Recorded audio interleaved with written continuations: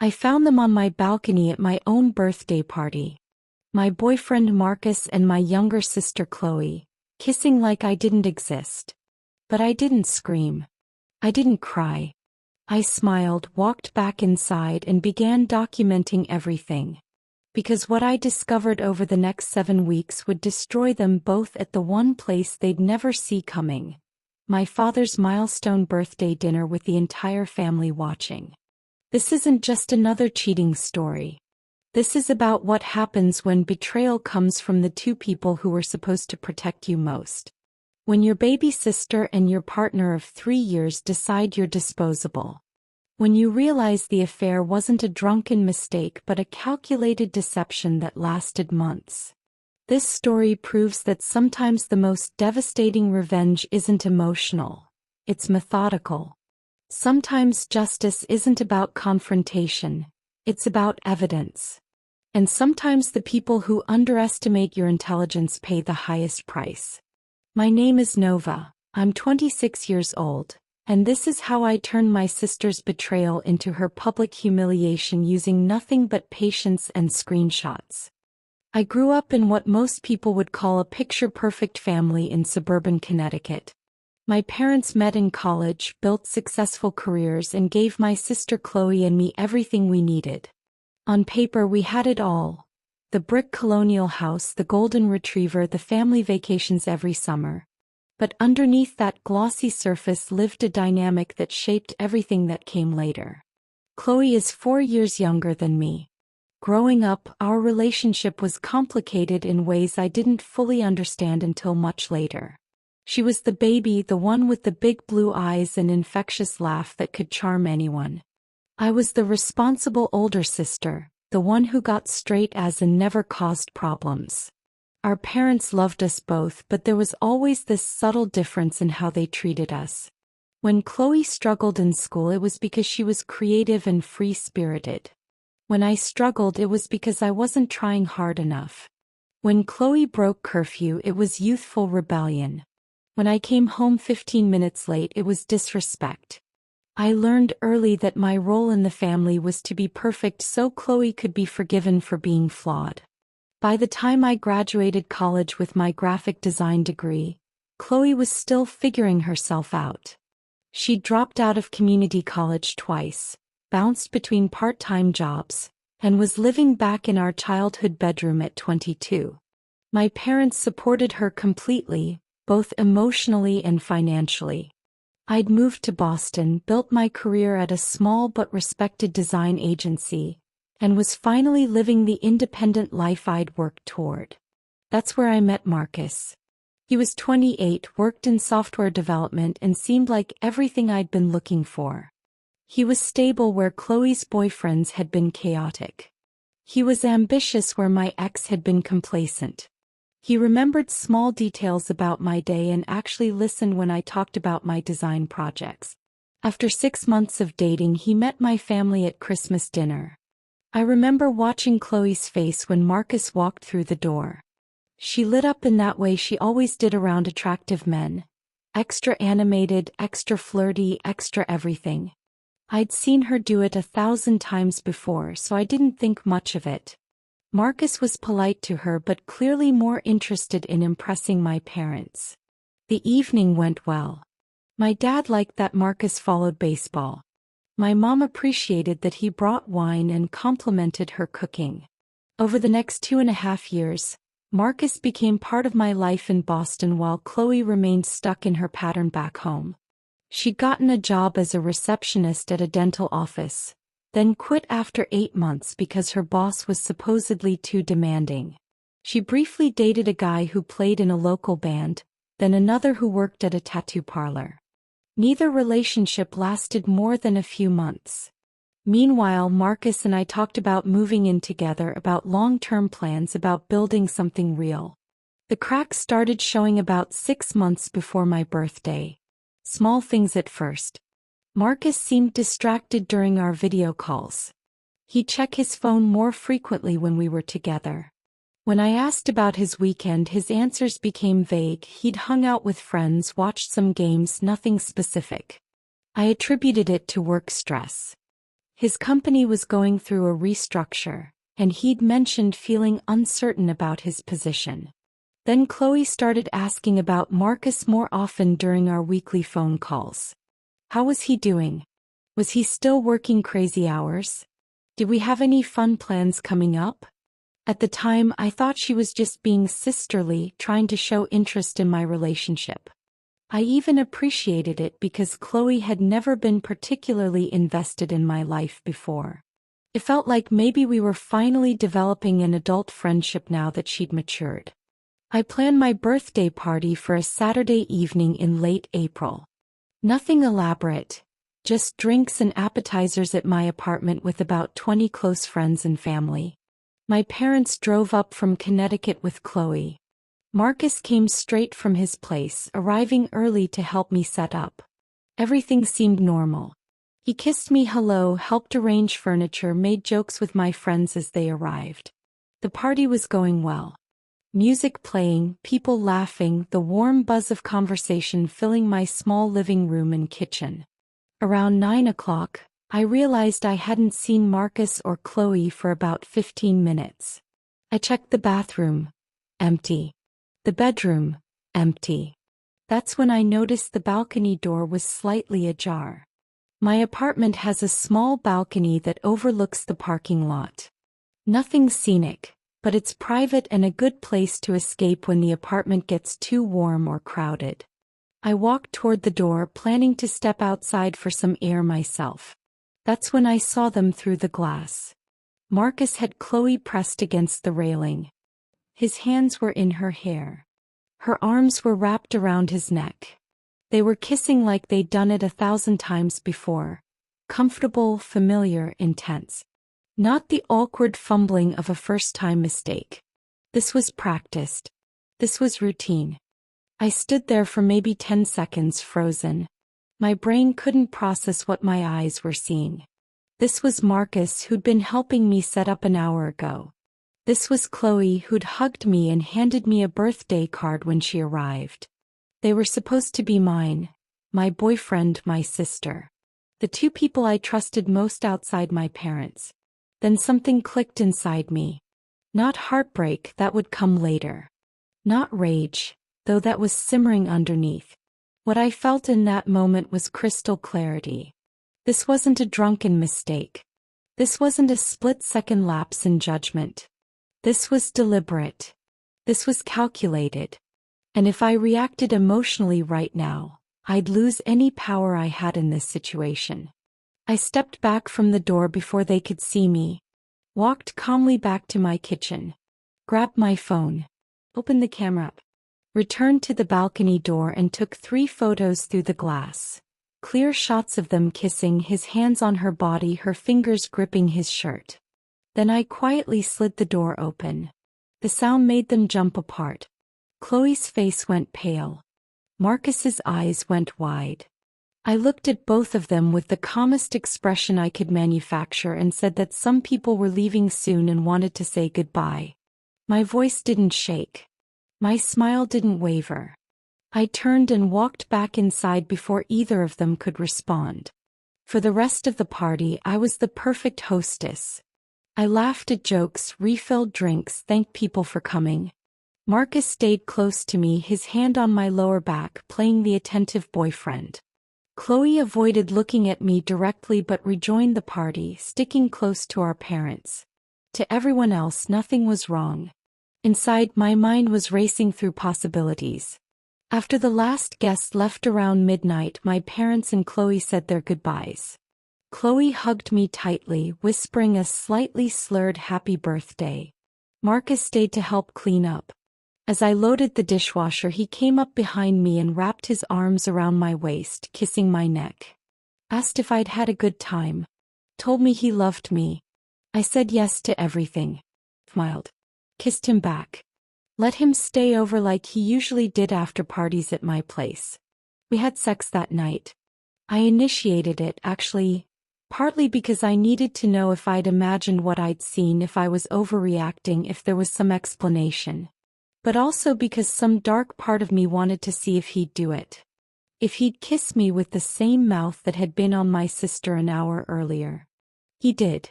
Enthusiastically. He left Sunday morning with plans to see me again Wednesday for dinner. After he left, I sat on my couch with my phone and began investigating. I didn't cry. I didn't call my best friend. I opened my laptop and started gathering evidence. First, I looked at the photos I'd taken. They were clear enough. No question about what was happening. I uploaded them to a private cloud folder and deleted them from my phone in case Marcus ever looked through it. Then I started thinking about what other evidence might exist. Marcus and I shared a Netflix account. I logged in and checked the viewing history. Most of it was predictable. Shows I watched, shows he watched, shows we'd watched together. But there were anomalies. Episodes of a true crime documentary I'd never heard of. Watched at times when Marcus told me he was working late. A romantic comedy viewed on a Tuesday afternoon when he said he was in meetings all day. Each instance was small on its own. Together they painted a picture. Then I noticed something that made my stomach drop. On 3 separate occasions over the past 2 months, someone had watched episodes of a cooking competition show. A show I'd never watched, a show Marcus had specifically told me he hated. But it was Chloe's favorite show. She'd posted about it multiple times on Instagram, made references to contestants during phone calls with me. I opened Spotify next. Marcus and I also shared a premium family account. I checked his listening history. Mixed in with his usual alternative rock and electronic music were playlists I didn't recognize. I clicked on one. Indie folk music, sad girl singer-songwriter stuff. The exact genre Chloe constantly posted about on her Instagram stories. Songs from artists she'd recommended to me over the past year. Then I found The Smoking Gun. A collaborative playlist titled Road Trip Tunes created 6 weeks earlier. 2 contributors, Marcus and an account under the username Chloe Starlight 22, Chloe's birth date. The playlist had 37 songs, a mix of both their musical preferences. They'd been building it together, adding songs back and forth. The most recent addition was from 3 days ago. I took screenshots of everything. The Netflix history with timestamps. The Spotify playlists. The collaborative playlist with both their names visible. Organized them all in my private cloud folder by date and platform. Then I started looking at other shared services. We had a shared Google Calendar for date nights and important events. I'd noticed that Marcus had started creating private events recently. Ones I couldn't see the details of, just blocked time marked busy. I couldn't access them directly, but I could see when they occurred. I cross-referenced those dates with Chloe's Instagram posts. On a Wednesday evening when Marcus had a busy block from 7 to 10 p.m., Chloe had posted a photo from a restaurant in Boston. A trendy Italian place Marcus had suggested we try for our anniversary next month. Her caption mentioned trying their signature pasta dish with a friend. No photo of the friend. No tag. 2 Sundays ago Marcus had a busy block all afternoon. Chloe posted an Instagram story from the Boston Public Garden with a cryptic caption about perfect spring days. The location tag was less than a mile from Marcus's apartment. I went back through Chloe's social media for the past 3 months, looking at every post and story through this new lens. The pattern became obvious once I knew to look for it. Vague posts about being in Boston, visiting a friend, with no friend tagged. Photos from restaurants and coffee shops I knew Marcus frequented. Songs he'd recently sent me, posted by her days earlier. Inside jokes in her captions that I'd assumed were about her friends, but now seemed directed at someone else. I checked my bank account next. Marcus and I didn't share finances, but we'd occasionally Venmo each other for shared expenses. I looked at his public Venmo feed. Nothing incriminating there. He was smart enough to keep those transactions private. But I could see who his recent friends were. Chloe's Venmo account was near the top of his friends list. They'd connected sometime in the past few months. By Sunday evening, I had compiled over 50 pieces of circumstantial evidence. Individually, each one could be explained away. Together they were damning. They'd been seeing each other for at least 2 months, probably longer. The affair wasn't opportunistic. It was systematic.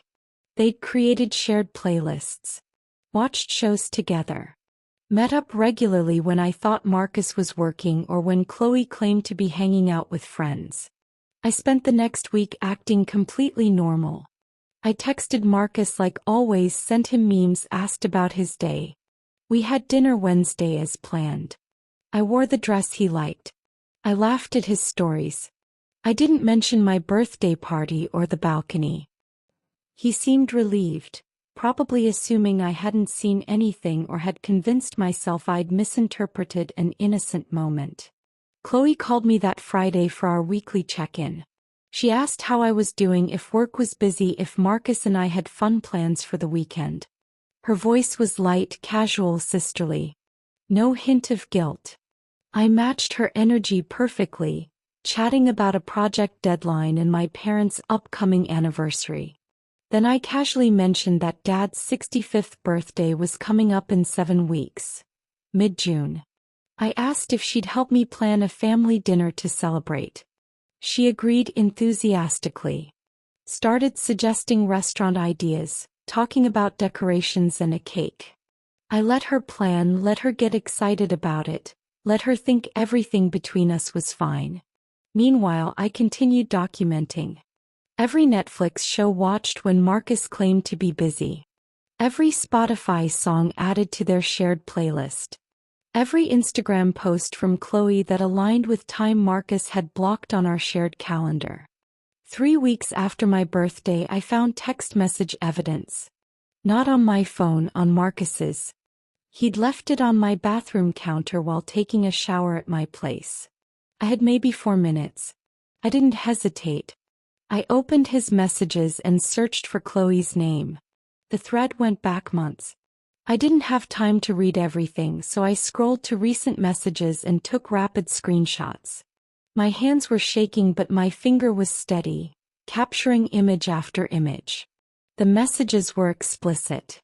Not just about sex, though there was plenty of that, but about their relationship. Inside jokes about me. Complaints about how I was too serious, too focused on work, too predictable. Plans to meet up when I thought Marcus was busy with his supposed work crisis. Chloe venting about living with our parents and Marcus promising her she could crash at his place anytime. One exchange from 2 weeks earlier made my blood run cold. Chloe had written that she felt bad about the birthday party situation, that maybe they should tell me soon.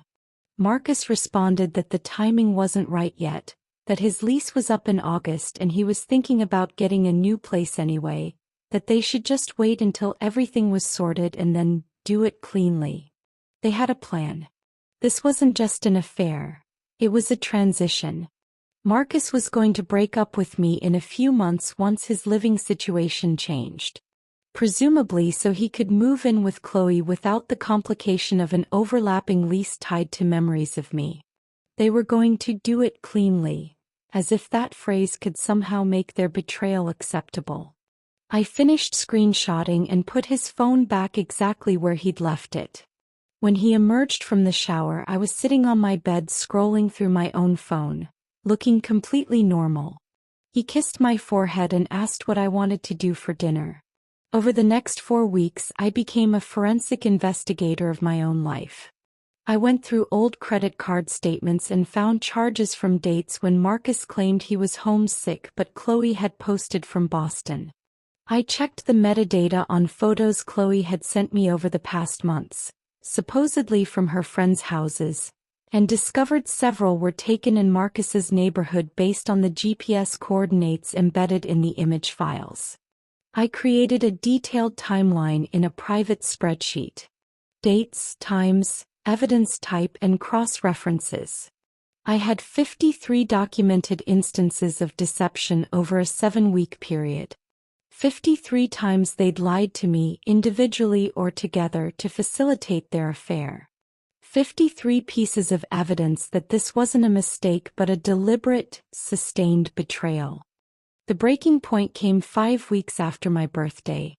Marcus called me on a Wednesday evening, his voice tight with barely controlled excitement. He told me he'd been offered a promotion at work. More responsibility, more money, and it would require relocating to the company's New York office starting in August. He said it was a huge opportunity, but he wanted to talk about it with me first, figure out what it meant for us.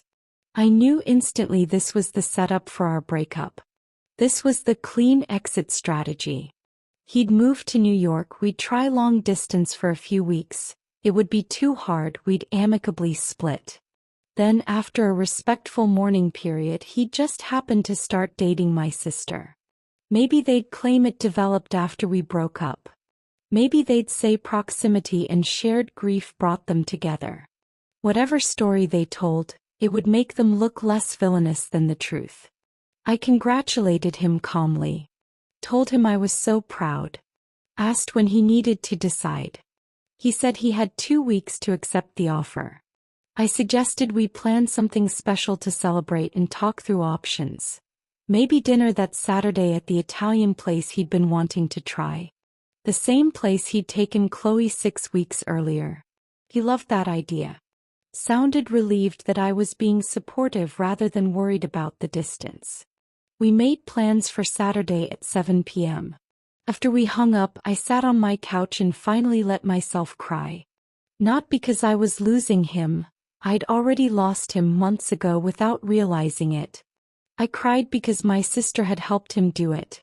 Because she'd listened to me talk about my relationship problems, offered supportive advice, and then used that insider information to position herself as everything I wasn't. But I only let myself cry for 20 minutes. Then I wiped my face, opened my laptop, and began planning. My father's 65th birthday fell on a Saturday in mid-June, 3 weeks away. My mother had already booked a private room at an upscale restaurant in Hartford for the celebration. The guest list included my parents, Chloe and me, my dad's sister and her husband, my dad's college best friend and his wife, and my maternal grandparents. 12 people total, the core of our extended family. The people who mattered most to my father. I called my mom the next day and asked if it would be okay to bring Marcus to the dinner. She was thrilled. She loved Marcus, constantly hinted about future grandchildren, and thought he was the best thing that had happened to me. I mentioned that he might have big career news to share and it would mean a lot to celebrate with the whole family. She insisted he absolutely should come. Then I called Chloe.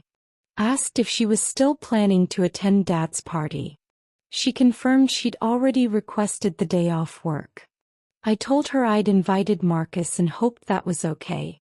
She hesitated for just a second, barely noticeable if I hadn't been listening for it, then said of course it would be great to have him there.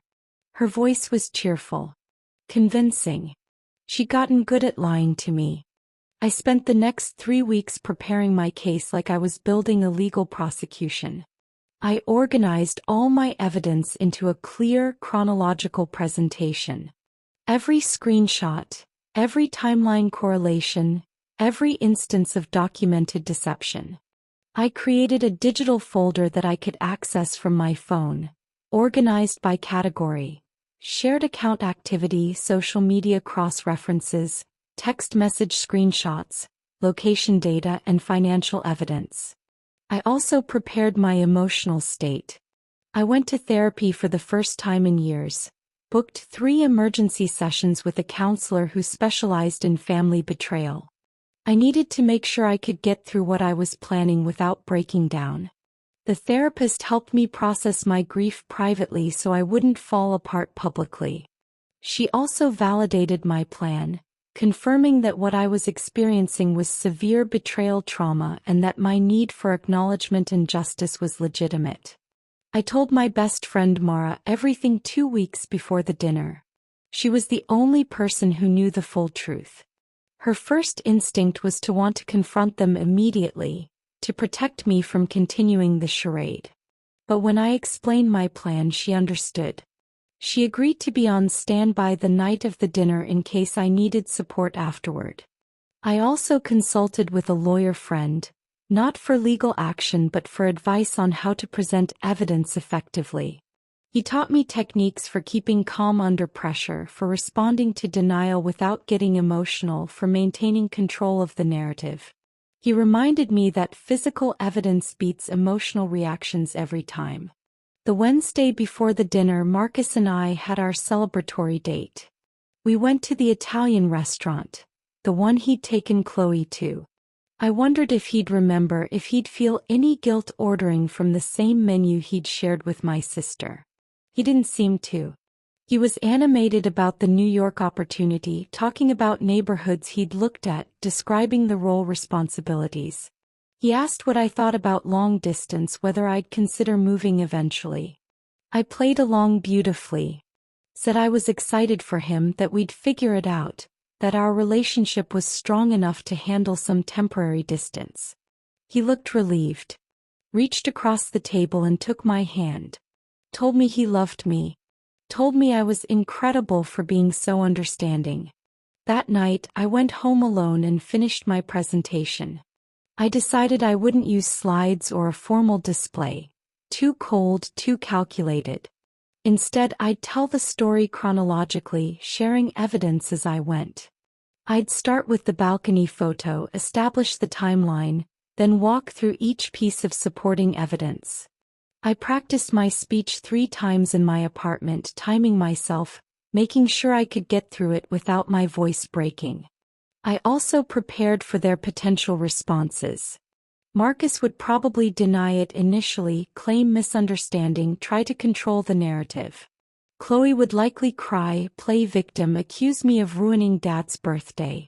My parents would be shocked, might try to stop me from continuing. I needed to be ready for all of it. Ready to stay calm, stick to facts, let the evidence speak louder than their denials. The night before the dinner, I barely slept. I kept playing through scenarios, anticipating every possible reaction. But underneath the anxiety was something else, a sense of righteous purpose. For 7 weeks, I'd lived with this knowledge alone. For 7 weeks, they'd continued lying to my face. Tomorrow the lies would end. Tomorrow everyone would know exactly who they were. Saturday arrived bright and warm. I drove to Hartford alone, arriving at the restaurant 15 minutes early. My parents and grandparents were already there, chatting with the hostess. My mom hugged me and complimented my dress. Navy blue, conservative, appropriate. My dad looked happy, relaxed, excited to celebrate with family. Guilt flickered through me for what I was about to do at his party. But he deserved to know the truth more than he deserved a peaceful dinner. Chloe arrived next, wearing a pink sundress and carrying a wrapped present. She hugged me warmly, whispered that I looked beautiful. Her performance was flawless. If I didn't know better, I'd believe she was genuinely happy to see me. Marcus showed up 10 minutes later, apologizing for running late. He greeted my parents enthusiastically, shook hands with my uncles, kissed my cheek. We took our seats. Me between Marcus and my dad, Chloe across the table between my mom and grandmother. The meal began normally. Appetizers ordered, wine poured, conversation flowing about my dad's retirement plans and my grandmother's garden. Marcus charmed everyone with a funny story about a client meeting gone wrong. Chloe showed my mom photos from a friend's recent baby shower. I participated when spoken to but mostly stayed quiet, eating slowly, letting the evening progress naturally. My uncle gave a toast before entrees arrived, thanking my dad for being a wonderful brother, celebrating his health and happiness. Everyone raised their glasses. My dad looked genuinely moved, eyes slightly damp. My mom squeezed his hand. This was supposed to be his perfect evening, surrounded by people who loved him.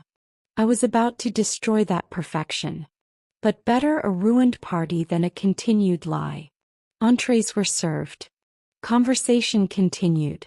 My dad opened presents between courses. A golf club from my uncle, a vintage record from his friend, a framed family photo from my grandparents.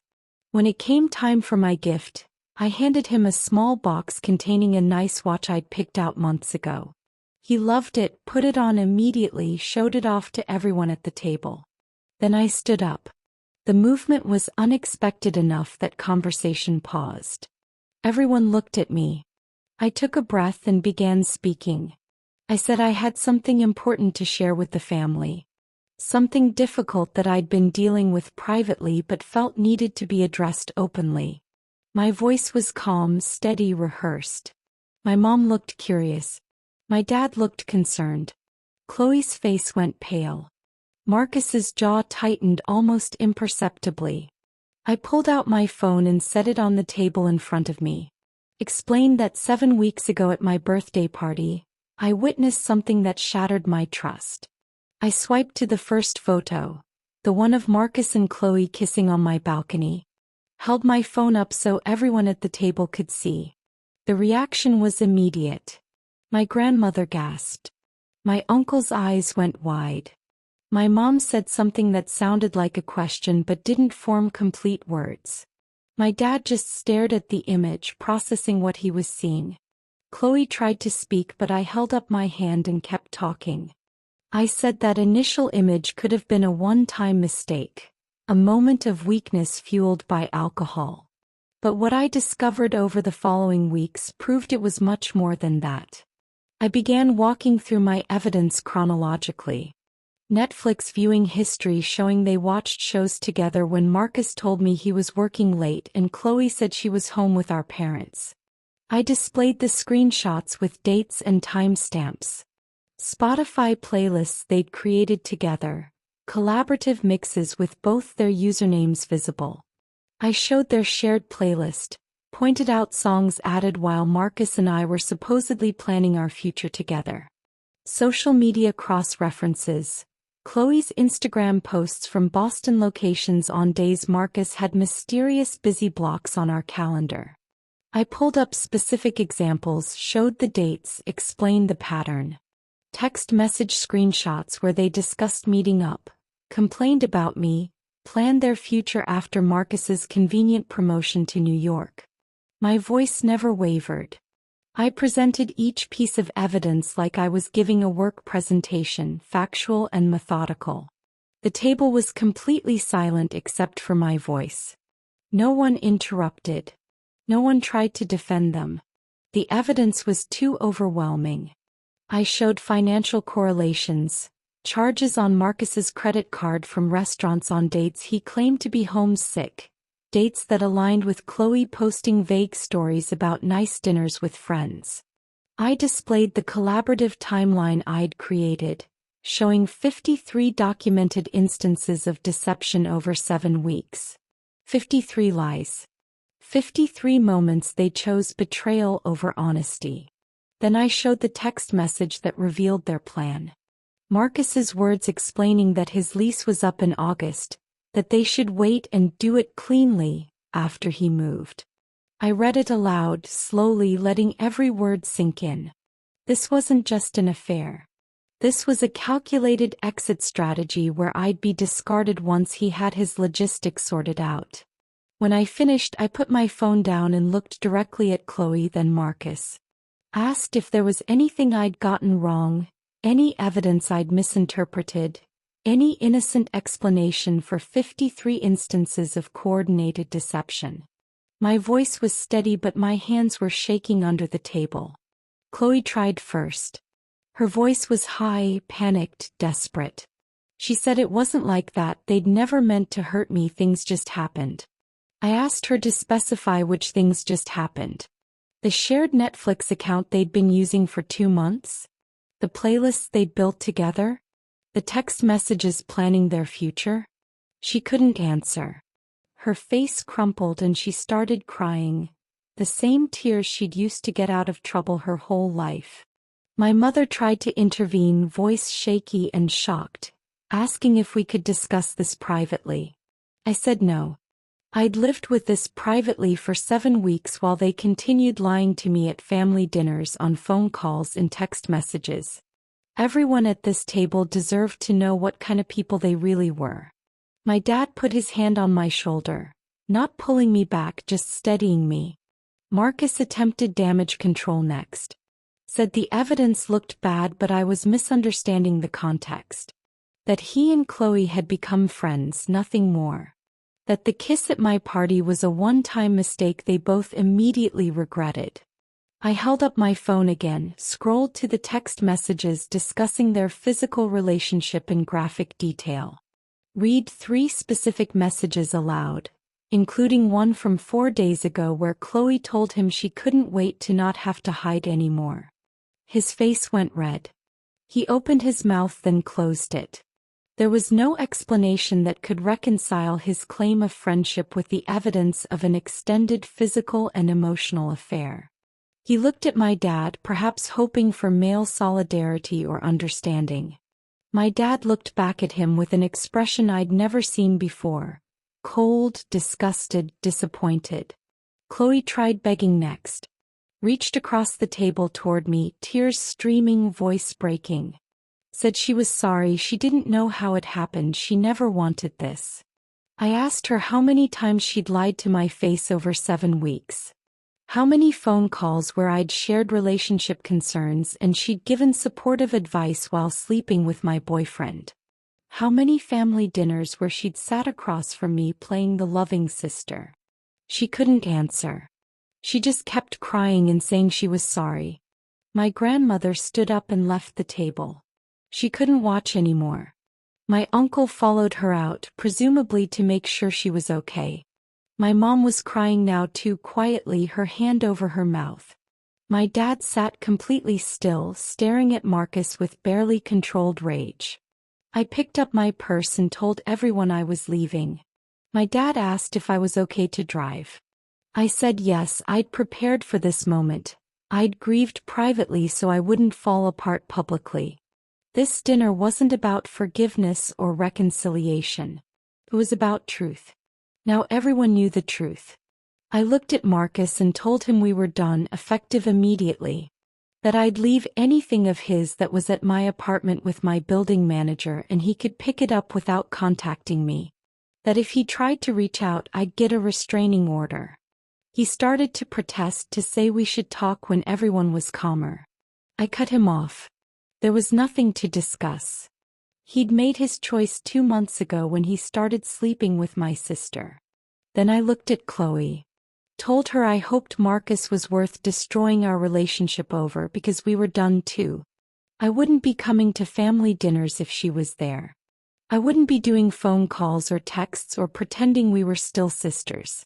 She could have Marcus, she could have the fantasy life they'd planned together, but she'd lost me permanently. The betrayal wasn't just the affair. It was every lie she'd told after, every moment she'd let me trust her while knowing she was deceiving me. My dad stood up, put his arm around my shoulders, told me he loved me and he was proud of me. That took me by surprise. I'd expected anger at ruining his birthday, or disappointment in my timing. But he said he'd rather know the truth than live in ignorance, even if the truth was painful. He asked if I needed someone to drive me home. I said no, but thank you. I walked out of the restaurant into the warm June evening. Got in my car. Drove 15 minutes to a grocery store parking lot.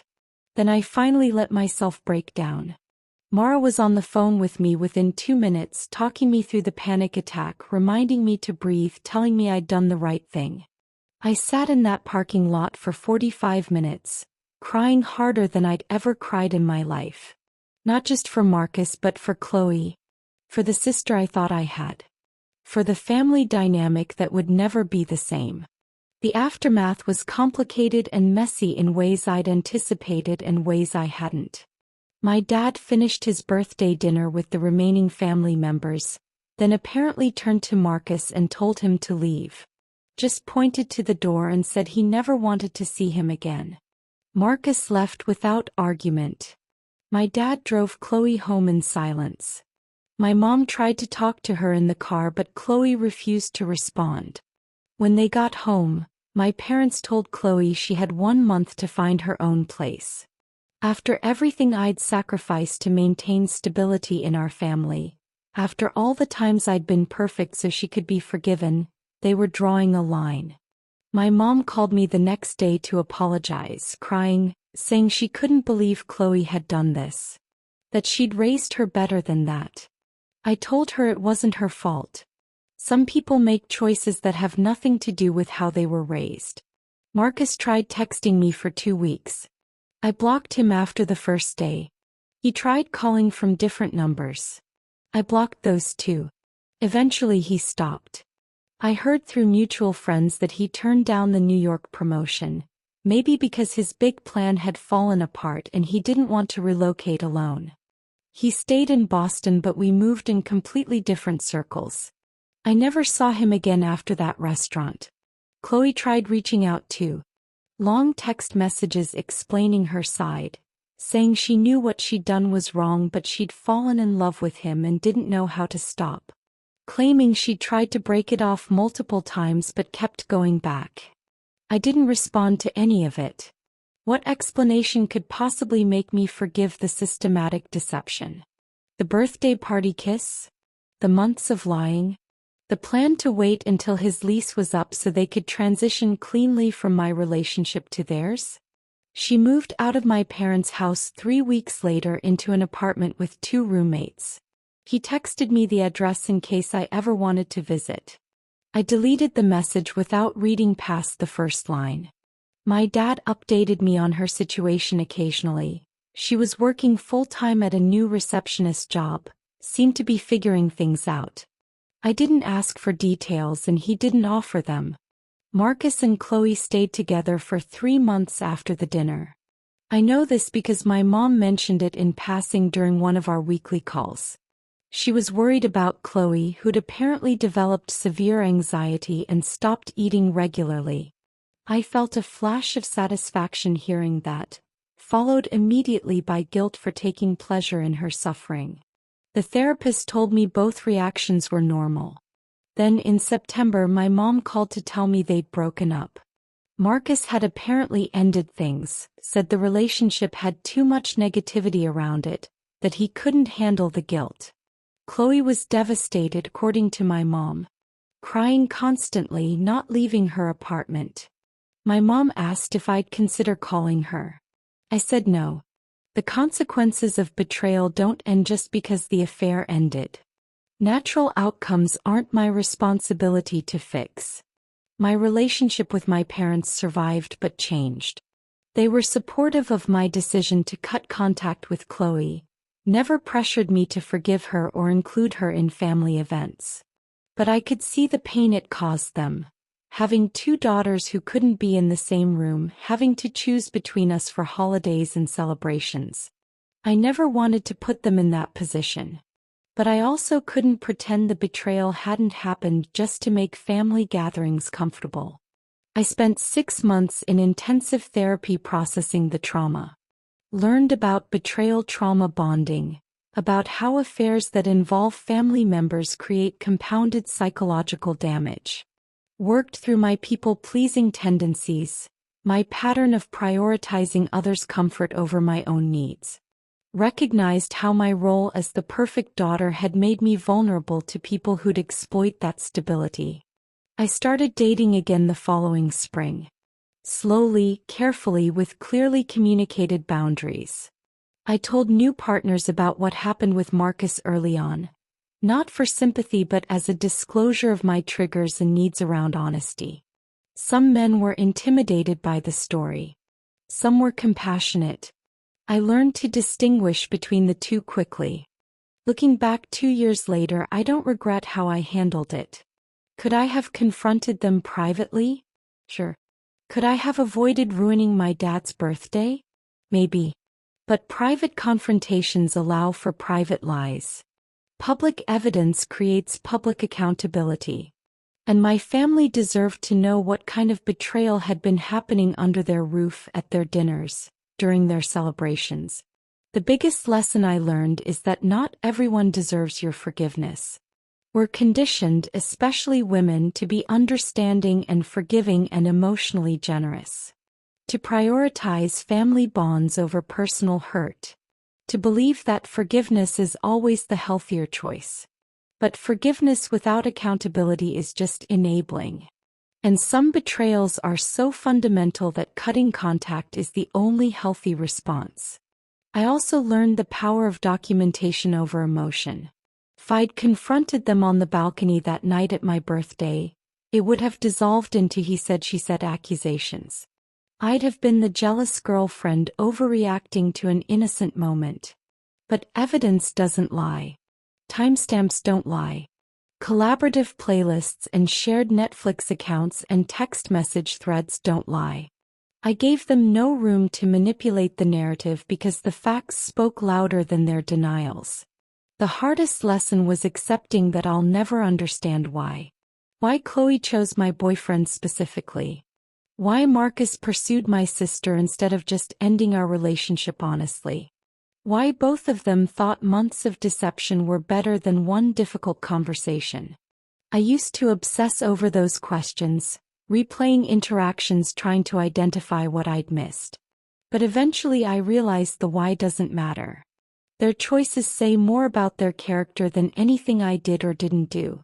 I'm okay now. Better than okay actually. I have a new relationship with someone who values honesty and treats betrayal as the deal breaker it should be. Have a career I love. I have family relationships that survived because I prioritized truth over comfort. And I have self-respect I didn't have before. The knowledge that I'm capable of handling devastating pain with dignity and strategic thinking. Do I still miss my sister sometimes? Yes. The sister I thought I had. The relationship I thought we'd build as adults. But that person never really existed. She was a performance. A role Chloe played until something she wanted more came along.